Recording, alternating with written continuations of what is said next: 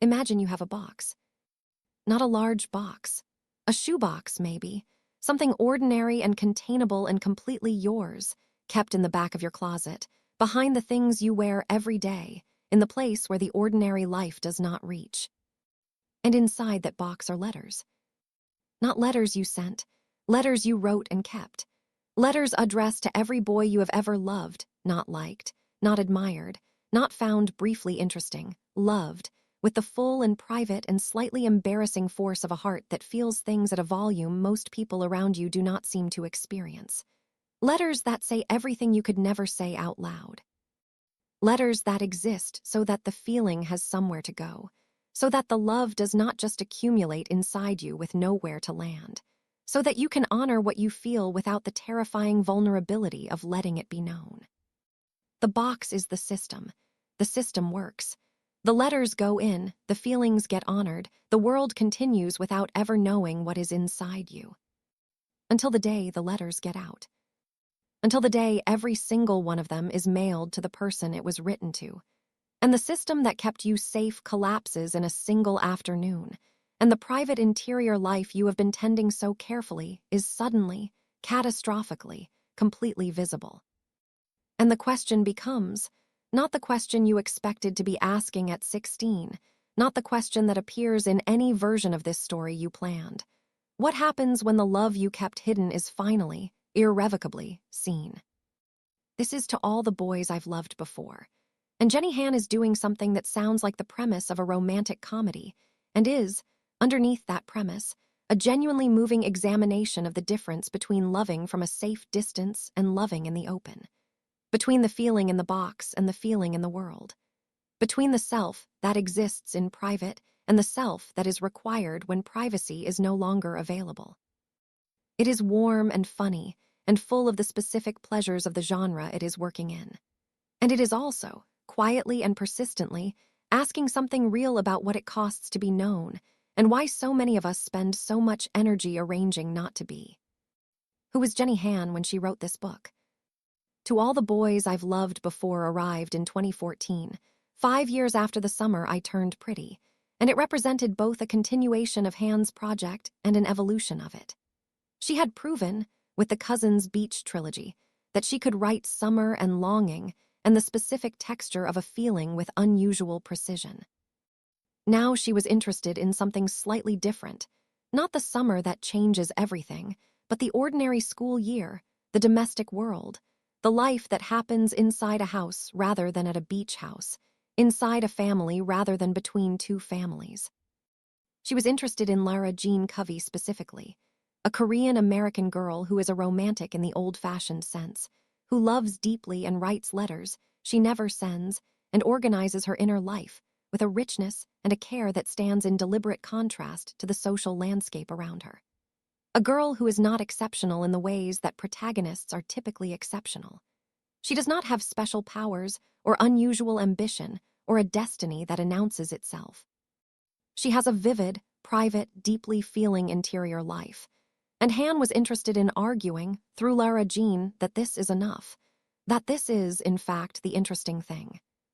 She was also writing about a Korean-American family with the specificity and love that her own background made possible. The Covey household, Lara Jean, her older sister Margaret, her younger sister Kitty, and their widowed father, is rendered with the warmth and the detail of someone who knows from the inside what it means to grow up in a household shaped by the particular combination of Korean-American family culture and American adolescent life. The food matters. The family dynamics matter. The specific way this family loves each other matters. It is not background. It is the texture the whole story is made of. Han has spoken about how Lara Jean arrived fully formed. Her name, her personality, her letters, her particular combination of romantic richness and social caution. She was interested in writing a girl who was not trying to be cool, who had no particular investment in performing a version of herself for external approval, who simply was who she was with a completeness that the world around her found occasionally baffling. In a cultural moment that rewarded self-presentation and curation above almost everything else, Lara Jean's unself-conscious interiority was itself a kind of counter-argument. Let us enter the world of the book. The Covey house is the first thing Han establishes, and she establishes it with love. It is a household of 3 sisters and 1 father, Dr. Dan Covey, a gentle, slightly oblivious, genuinely devoted father who is doing his best in the specific way of a widowed parent who loves his children enormously and understands them imperfectly. He bakes with them. He shows up. He is not a tragic figure. He is a real one. The sisters are the architecture of Lara Jean's world. Margaret is the oldest, responsible, capable, the one who has been holding things together since their mother died, the one who Lara Jean has organized her idea of what a person should be around. When Margaret leaves for college in Scotland at the beginning of the book, the departure is experienced by Lara Jean as a seismic event, not because she does not want Margaret to go, but because Margaret has always been the structure, and without the structure, Lara Jean must become something new. Kitty is the youngest, and she is a force of nature in the small, specific way of a child who understands more than anyone gives her credit for, and uses that understanding with the cheerful ruthlessness of someone who has not yet learned to pretend otherwise. She is funny and occasionally devastating, and the book's great secret weapon. The character who sees most clearly and says what she sees without the social filters her older sisters have developed. And then there are the letters. 5 of them. One to Josh, Margaret's boyfriend who Lara Jean has quietly loved for years in the particular anguish of loving someone who belongs to your sister. One to her childhood neighbor Kenny. One to a boy named Lucas who she loved briefly and specifically in middle school. One to Peter Kavinsky, the most popular boy in school, now dating the most intimidating girl in school, someone Lara Jean kissed once at a party in 7th grade and thought about considerably more than the single occasion warranted. And one to a boy the book handles with a care and a specificity that deserves its own conversation. And then Kitty mails them, all of them, on the same afternoon, without asking, without warning, with the specific certainty of a child who has decided that her sister's happiness requires intervention and has intervened accordingly. The chaos that follows is the book's great comic engine and its emotional foundation simultaneously. Lara Jean must navigate a world in which the things she felt most privately are now the things people know most publicly. She must face Josh, whose receipt of the letter threatens both her relationship with him and her relationship with Margaret. She must face Lucas, who receives his letter with a kindness that closes that particular chapter gently and definitively. She must face Peter Kavinsky. And Peter Kavinsky changes everything. Now we go to the heart of it. Peter Kavinsky is, in the economy of this story, the person Lara Jean expected least and needed most. He is not the brooding romantic hero. He is not damaged or mysterious or operating from behind carefully constructed walls. He is simply, and this simplicity is itself the most disarming thing about him, a person who likes her, who finds her interesting, who does not require her to be different from who she is in order to enjoy her company. His proposal is practical and slightly absurd and completely in character. He needs Lara Jean to pretend to be his girlfriend, to make his ex-girlfriend Genevieve believe he has moved on, to manage the social dynamics of a breakup that he does not know how to navigate. Lara Jean needs Josh to believe she does not have feelings for him, to protect Margaret, to preserve the friendship, to restore some version of the equilibrium that the letters destroyed. A fake relationship serves both their needs. Simple, temporary, safe. The fake relationship, of course, is the oldest mechanism in the genre, and Han knows it. She is not pretending to have invented it.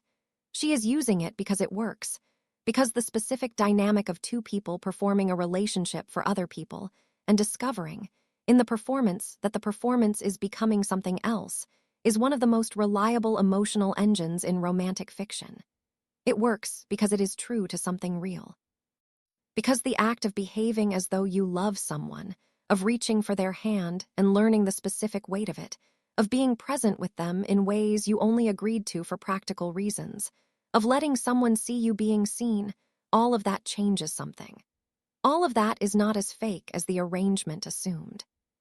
Peter sees Lara Jean from the beginning in a way she is not accustomed to being seen. He notices what she eats and what she wears and what she reads. He shows up when he said he would. He is easy, in the specific way of people who are comfortable with themselves, in a way that makes the people around them comfortable too. And Lara Jean, who has spent her whole life keeping her interior life carefully private, finds herself in the strange and unfamiliar position of someone whose interior life is suddenly of interest to a specific person in a specific way. And she does not entirely know what to do with that, which is the whole book. Han writes of Lara Jean's experience of the fake relationship with a precision that captures the specific adolescent terror of wanting something more than you intended to. She writes about the moment when the performance stops feeling like performance, when you reach for his hand, not because that is what you agreed to, but because you want to, when the distinction between real and pretend becomes so thin you can no longer feel it under your fingers. That moment is the book's turning point, and everything that follows from it asks the question that is underneath every fake relationship story, but that Han asks with more honesty than most. What does it mean to practice love with someone and then discover that the practice was real? Let us talk about what this book is really saying. The first great theme is the letters as the self made legible.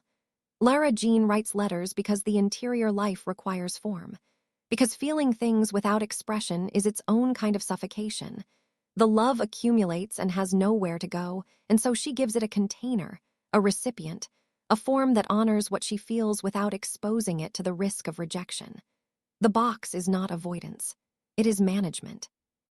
It is the system of a person who feels deeply and has learned, from some combination of temperament and circumstance, that feeling deeply in public is dangerous. Han is asking what we give up by managing our feelings instead of expressing them. What version of our lives becomes impossible when we keep ourselves too safe to be known? The letters are a beautiful solution to an impossible problem. The problem of loving people who belong to other people, of loving people who do not know you love them, of loving people in ways the world around you has no space for. But the beauty of the solution is also its limitation. The letters keep the love alive. They do not let it go anywhere. The chaos of the letters being mailed is the chaos of the private self being forced into the public world. And what Han is arguing, through the comedy and the panic and the awkwardness of what follows, is that the public self that emerges from that chaos, the Lara Jean who has to face Peter and Josh and the full embarrassment of being known, is more alive than the Lara Jean who kept everything in the box, more real, more capable of receiving what life is actually offering. The second great theme is the difference between the love you imagine and the love that shows up. Lara Jean has loved from a distance her entire romantic life. She loved Josh by sitting next to Margot and being near him. She loved Peter by remembering a single 7th-grade kiss and building a rich interior experience around it. She loved in the safety of her own imagination, where the object of love cannot disappoint you because the object of love is not actually there. It is a version of them that you have constructed from what you know and what you want and what you need them to be. Real Peter Kavinsky is not the 7th-grade memory. He is more complicated and more surprising and more present than the version of him that lived in the letter. And discovering the real version, discovering that it is better in some ways and more difficult in others, and completely unlike what she expected, is Lara Jean's education in what love actually is when it is not operating inside the safe container of a letter that will never be sent. The third great theme is the household as the ground of the self. The Covey family home is not just a setting. It is the world that made Lara Jean who she is, and it is the world that is changing as the book progresses. Margot leaving is the first change. The family reconfiguring around that absence is the context for everything else that happens. And the book is deeply interested in what we become when the people who have always defined the shape of our world are no longer in their usual places. Lara Jean's relationship with her mother's absence, her mother who died when she was small, whose presence is felt in the recipes Lara Jean makes, and the things she learned from Margot who learned from her, is one of the book's most quietly affecting threads. The loss is not dramatic. It is old and integrated, but it shapes everything about how this family loves each other with a particular intensity and a particular care, as people who understand that the people you love are not permanent. Now let us look at these characters as the people they truly are. Lara Jean Covey is one of the most specifically and lovingly rendered protagonists in contemporary young adult fiction. She's not trying to be anyone other than who she is, which is itself remarkable in the landscape of adolescent social performance. She makes her own clothes and bakes elaborate things, and has strong opinions about old movies, and is completely, unself-consciously herself in a way that the world around her does not always know what to do with. Her vulnerability is not performed. It is genuine, and it is the source of both her charm and her difficulty. She feels things at a volume that the world does not always accommodate. She loves people with a completeness that sometimes outpaces her social judgment. She is wrong about things, about Josh, about what the letter to him means and what sending it means, in the specific way of someone who has been so carefully private that her emotional intelligence, while genuine, has never been tested against reality. What makes her extraordinary is her ordinariness. She is not exceptional by the world's measures. She is exceptional by the only measure that matters, which is the measure of her own particular aliveness, the richness of her inner world, the depth of her feeling, the completeness with which she inhabits who she is rather than who she is supposed to be. Peter Kavinsky is the romantic hero for readers who are tired of romantic heroes who are difficult. He is not a puzzle to be solved or a wall to be breached or a wound to be healed. He is a person who shows up, who is consistent, who likes Lara Jean specifically and shows her that he likes her specifically without requiring her to decode his behavior or explain away his treatment of her. His simplicity is not shallowness. It is ease. And ease, in the context of a genre that has frequently equated difficulty with romantic depth, is itself a kind of argument. He has his own complexity, the relationship with Genevieve, which is not yet finished in the ways he believes it is, and the family dynamics that give him weight beyond his charm. But his central quality is legibility. He means what he says.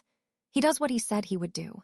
For a protagonist who has spent her romantic life in the private world of unsent letters, being loved by someone legible is itself transformative.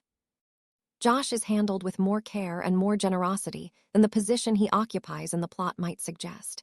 He is Margot's boyfriend, and Lara Jean's secret love, and the narrative complication that the letters create. He could easily be a plot device. He is instead a person, a genuine, kind, slightly oblivious person who loves Margot and is confused and eventually gracious in his confusion. The book does not require him to be diminished for the central romance to work. He is simply himself, which is enough. And Kitty, who mailed the letters and who will not apologize for it and who is correct, from her small, certain vantage point, that the chaos she created was the necessary kind. She is the book's wisest character, which is exactly how it should be. Children who pay attention see things adults have learned not to look at. Kitty pays attention to everything. What has this book done in the world? To All the Boys I've Loved Before arrived in 2014 to warm critical reception and strong sales. The series, 3 volumes, following Lara Jean through the transformation of the fake relationship into something real, and then through the next phase of that real thing, became beloved by a generation of young adult readers who recognized in Lara Jean something they had not often seen reflected back at them. The Netflix film adaptation in 2018 changed the scale of the conversation entirely. It became one of the most watched films of its release period, and the conversation it generated about Asian American representation in romantic leads, Lana Condor's casting, the normalcy of Lara Jean's Korean American identity within a romance that was not about being Korean American, the simple fact of a romantic comedy centered on an Asian American girl, was significant and lasting. The film demonstrated, in the most commercially legible possible terms, that this story and this protagonist could be the center of a mainstream romantic narrative and not only survive the test but thrive in it. The Lara Jean letters became a cultural touchstone. The image of the shoebox, the idea of the letters you write and never send, traveled well beyond the readership of the books and the viewership of the films and into something broader. They became a way of talking about the feelings people keep private, the love that accumulates in the dark, the interior life that the world does not see. Han's influence on the young adult romance genre in the decade, since the book's publication, is visible and significant. The warmth of her domestic settings, the specificity of her Korean American representation, the romance constructed from real feeling rather than dramatic circumstance. These things shaped the writers who came after her in ways that are still accumulating. Now let me be honest with you. To All the Boys I've Loved Before is a book that rewards readers who are willing to move at its pace, which is the pace of feeling rather than the pace of event. It is not propulsive in the way of plot-driven fiction. The pleasure is atmospheric and emotional and character-based. If you need things to happen at a narrative level in order to stay engaged, the middle sections will feel slower than you prefer. The fake relationship device is as old as the genre, and the book does not pretend otherwise. What Han does with it is bring enough specificity of character and enough emotional honesty to the dynamic that it feels discovered rather than recycled. Lara Jean and Peter are specific people, and their specific relationship with this specific device produces something that earns its emotions rather than simply triggering them by mechanism. The first volume ends in a place that is genuinely unresolved, not frustratingly so, but honestly so. Things have changed. Things have not yet become what they might become. The reader is left at the threshold of the next thing, which is where the best first volumes in a series leave you. You have been given enough to invest. You have not been given everything. The second volume is waiting. Who should read this book? Anyone who has ever kept something in a box, a feeling, a letter, a version of themselves that the world did not have access to, and wondered what would happen if it got out. Anyone who has loved someone from a safe distance and told themselves that the distance was wisdom rather than fear. Anyone who wants a romance that builds in the domestic, specific, everyday texture of a life rather than in the heightened atmosphere of extraordinary circumstance. Read it if you are a romantic who has been told you feel too much. Read it if you have a shoebox of your own, metaphorically or literally. Read it if you want to spend time inside a family that loves each other imperfectly and completely, in a house that smells like something baking, in the company of a girl who is exactly herself, and therefore exactly enough. We reach the end. Jenny Han wrote To All the Boys I've Loved Before as a love letter to the interior life, to the private self, to the person who lives most fully inside their own head and heart, and who has learned, for very good reasons, to keep the most important parts of that life away from the world that might not know what to do with it. Lara Jean Covey does not begin this book looking for a revolution. She is not seeking transformation or growth or the expansion of her understanding of what love can be. She has a system. The system works. She is fine. And then the system breaks, and she discovers that fine was not the same as alive, that the box was not the same as a heart, that the letter sent is a different thing entirely from the letter kept, that the act of letting the feeling go somewhere, of releasing it into the world where it must be faced and responded to and lived with, is terrifying and necessary, and the only way the story actually moves.